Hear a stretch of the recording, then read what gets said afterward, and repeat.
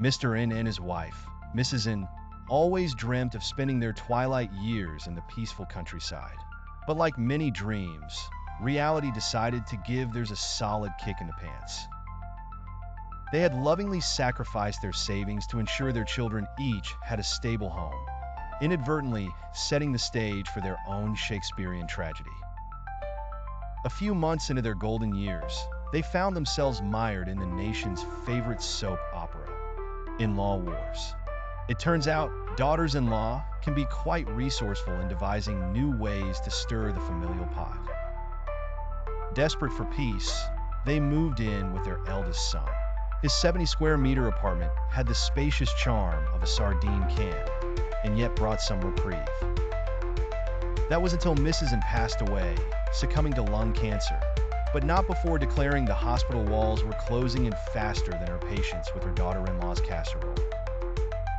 Mr. N, now a lone castaway in his son's apartment, spent his days reminiscing about his countryside home and his evenings contemplating if he would end up like Mrs. N, wishing for company while facing the wall.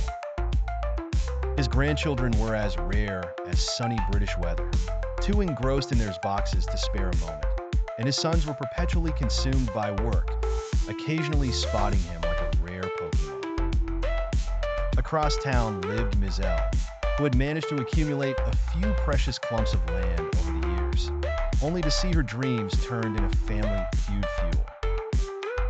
Divvying up her land like a game of Monopoly, she made her elder son think he was losing Park Place, while the younger son felt shortchanged like he just got railroad properties.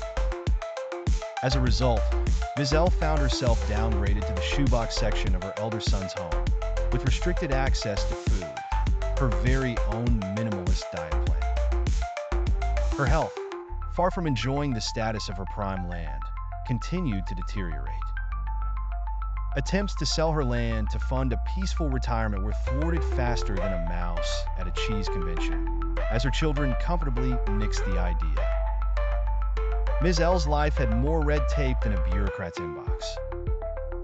Even more melodrama played out with Mr. T's cousin, who tried to give land equally tricked, only to end up in a dilapidated shack. Her son sold the family's golden geese to pay off his debts, while leaving her to ponder her misjudgment and the hourly rent she essentially paid in familial guilt.